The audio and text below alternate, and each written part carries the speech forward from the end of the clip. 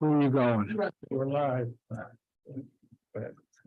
Hi, good morning, and welcome to the Joint Parks Recs meeting.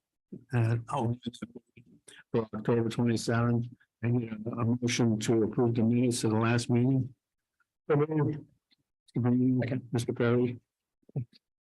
Any questions, all in favor? Aye. Opposed? Okay, move. Moving for a privilege to the floor first. Okay, moving right on. We're moving to the action agenda. We have no action agenda items for this month. We do have discussion items. We have two. We have events for 2024 and oral former mayor. Use that word lightly. And then we also we're going to discuss the RFP for the playground. I'd like to jump to the playground first, and then I can turn it over to the former mayor. Mayor Perry, the new mayor, has sent me his kind of scope of work that he believed should be in the RFP. There's a couple other things that we got to add to doing and how we're going to rate the RFPs and such. So I'm working on that right now. We hope to have it out by probably by the end of this month. I'm sorry, the end of November, not the end of October. End of October is only a couple days away. And then that would provide us with a consultant to design that playground, and then we would seek some funding, grant funding, whether it be from the Wright Foundation or the Wood Foundation or whomever, to fund that. So that's where we're at with the RFP. I'm not sure if Mayor Perry wanted to add anything to it. And keep in mind, in the next summer, 2024, I'm going to have a proclamation of Charles R. Wood Day, and it will be on July 14th, I believe, which would be the 65th anniversary of the opening of Gaslight Village. Inviting his family and friends to attend it. So at the very least, I'm hoping there's a design that we could put signage up to let them know that, hey, we are doing this with this. Bobby Wood Wages reached out and she said, why does it look so bad in there? So I kind of want to keep the legacy of Charles Wood intact and have a nice show for the people that are coming to the dedication of the proclamation. It's a great idea, thank you. Can I make a comment in the, go ahead, Mr. McGowan, you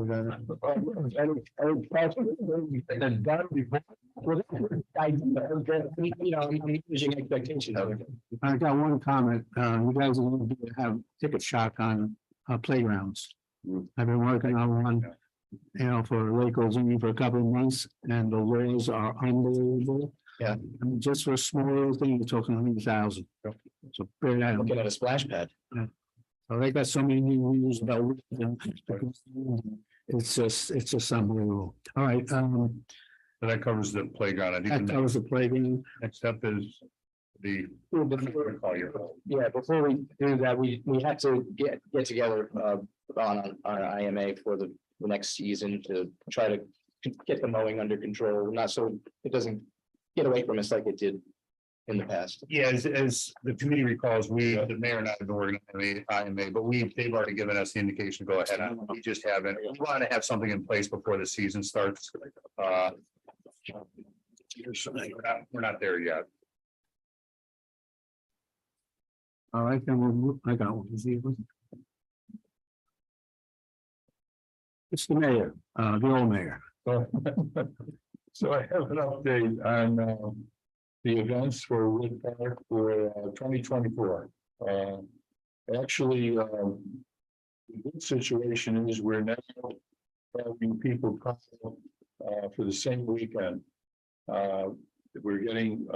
We've achieved our goal of filling up the shoulder seasons. We'll be solid next year. From Memorial Day weekend, you'll see, which was the Memorial Day meltdown. That's Dave Eamon's. Americade is coming back, and they're going to use the Wood Park for their expo. Remember last year they moved a lot of it to the beach road. The big challenge there was getting the Memorial meltdown out of there so they could come in on Monday. And he was there for a couple. I met with him the other day, and so one's going to be moving out, and the other one's going to be moving in. So I split the cost of the setup day to the two of them, and they're both happy. In other words, they're going to share today, and Dave Emons has promised us that he'll get out of there, so Americade will be in there for the whole week as they used to be. Tow Truck Show, of course, is coming back.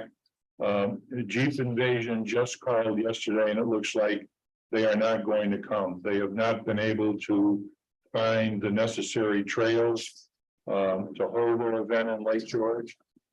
That's a shame because they book a considerable number of rooms, but I have two events waiting on that weekend. The Country and Music Show is a new festival. The Adirondack Wine Festival, as you know, has been there for many times. I went to Christian Dutcher, and with Americade, we are organizing America's Food Wagon Championship on July 5th and 7th. The Shriner Circus is coming back for their 7th year. Craft Producers coming back for their 4th. Rock the Lake for their 3rd. And they are also doing a country band festival the week following. That's Entertainment One from Glens Falls. So he'll be able to leave much of his equipment there throughout the week without bothering our maintenance and so forth. The Independence Music Festival coming back, that's Dave Emons for the 5th year. The Adirondack National Car Show has been there since the beginning. Skate Park Festival, September 13th. September 21st is a new festival that I've organized with Common Roots. We're putting out a New York State Food Festival to all the individual breweries across the state, and hopefully we can start something that will rival the Adirondack Wine Festival. Harvest Trick and Treat will be a small Halloween event for October 31st. Zach's Family Circus comes out of Westchester County. They're looking at the last week in August. Just yesterday, it's filling out an application. There'll be a garlic festival, September 28th and 29th. I also have an Irish festival waiting for that same weekend.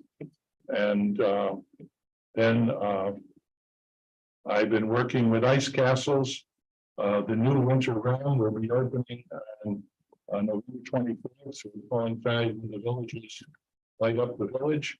They'll be open the entire weekend, and I've arranged for them to make the entire weekend a special event for all citizens of Warren County. There'll be a special price put forward. Tickets will go on sale November 1st, and their plan is to keep it open 6 days a week until March 1st. So they're there now, they're under construction, and any of you that haven't seen what they plan, you can obviously go on the internet, but in short, it's not going to be the Ice Castle. It's going to be a huge skating rink similar to Rockefeller Plaza, surrounded by numerous lighted ice sculptures, trees, an ice walk, an enlarged ice bar, igloos, and the ice doesn't melt. So think about that. So they'll be able to be open regardless of the weather. They have invested, and I commend Warren County again for partnering up with them a tremendous amount of money in doing this. It's the only place in the country that they're trying this because our location is much more visible than the others, if you've ever been there. So they think that if it works here, they'll be here for a long period of time, and that's of course what we hope for. So there's 3 more festivals outside of the ones we spoke to, but I'm convinced that next year we will be booked out solid May, June, September into October, and then we're also filling at least 4 weekends. It's very difficult in the summer to fill spaces at Wood Park, even though the Craft Producer Show has been successful because a lot of the other things that there is to do in Warren County. That's the good part. It's difficult to get the people on a real hot day, a muggy day, to go down to Wood Park and spend time with anything because they're at the beach or at wherever they are. But in any event, the shoulder seasons have been successful, with the exception of the weekend.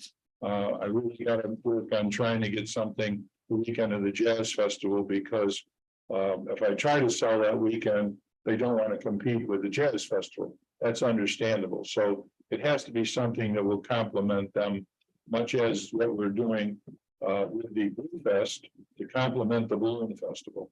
It's kind of a different time, a different venue, and that's easy to fill, but the rest of the weekends are, especially in the summer, are a bit challenging. Many of the events we've had there, if it was a really hot day, the folks just don't come down there. They're interested in that beautiful lake. And Thank you, Mr. Mayor. A lot of hard work, and we appreciate it. so that's my report. I was just gonna add, when this mayor gets that splash pad in there, you'll get more people You'll out there. get people coming. That could be, but that's in the future. We're dealing with next year now. You need the mayor of festivals. There you go. Thank you. Okay, the old mayor. Festivals. No. All right, there's nothing on referrals. Any privilege to the floor, Mr. Gary? TV was one of Lake George was named that cleanest lake. Cleanest lake in the country. I'm not sure who that organization is. I have never heard of them. But it doesn't surprise me, and I'm not happy to hang my hat on that. Yeah. That's good. I hope the environmentalists read that. Yeah. Thank you, Kevin. Anybody else in the audience have anything? All right, how about a motion to adjourn? All right, Mr. Bruno. Mr. Perry. That was All travel. in favor? Aye. They would have like to go twice a year. Yeah. I gotta do it.